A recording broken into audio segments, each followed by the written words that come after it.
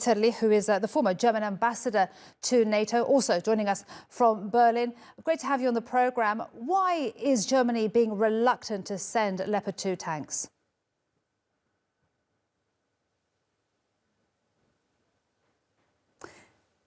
Can you hear us, Ambassador? OK, we seem to have a technical problem there with our ambassador. OK, we can try that again. If you can hear us, Joachim, why is Germany being reluctant to send Leopard 2 tanks? You have always to reflect from where Germany is coming. Germany has been in NATO what I call the most pacifistic member state, and with one war area is export of weapons. And Germany has never delivered in the past weapons into, let's say, conflict parties. And therefore, what Olaf Scholz has been doing in the last months is a deep change of German politics. Mm-hmm. And you may be aware that in Germany, not all the parties, not all people are totally in favor of such a, what Olaf Scholz calls the Zeitenwende. Indeed, Germany has never done this before, but what impact will this have on NATO unity and even on Ukraine? Delay can be dangerous. But please, the Germans have been helping after a certain, let's say, hesitance in the beginning, have been helping hands, and they have been delivering even modern arms systems, such as Leopard, such as Iris-2. And the Germans are looking with, let's say, clearly at the situation if there is a real need on the Ukrainian side. On what the Ukrainians in the German perception need is artillery and its air defense. And for a Leopard tank, what you need is, first of all, the same type of a tank.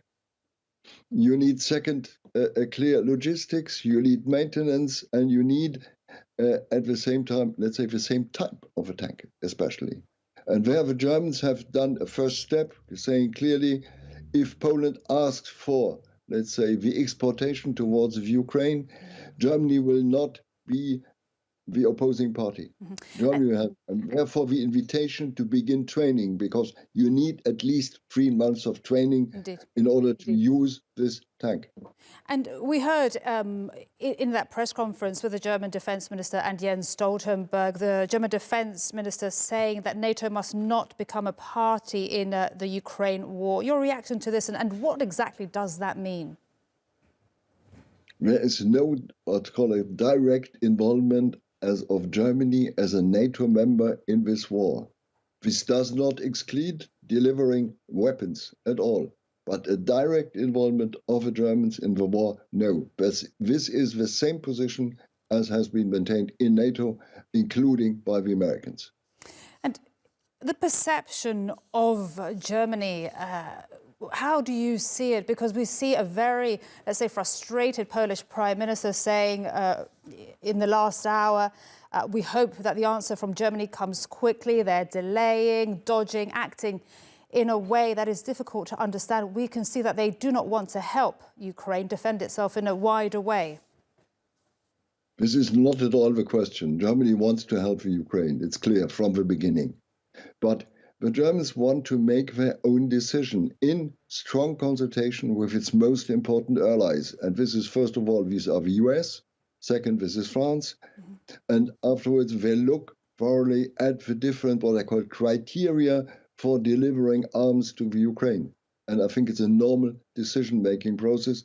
And I understand, to a large extent, Olaf Scholz's reluctance insofar to show clearly this direct, the indirect way, okay, but the direct way, I understand this reluctance. All right, thank you so much for your time and your thoughts today. Really appreciate it. Joachim Bitterlich, the former German ambassador to NATO, live from Berlin. Thank you so much.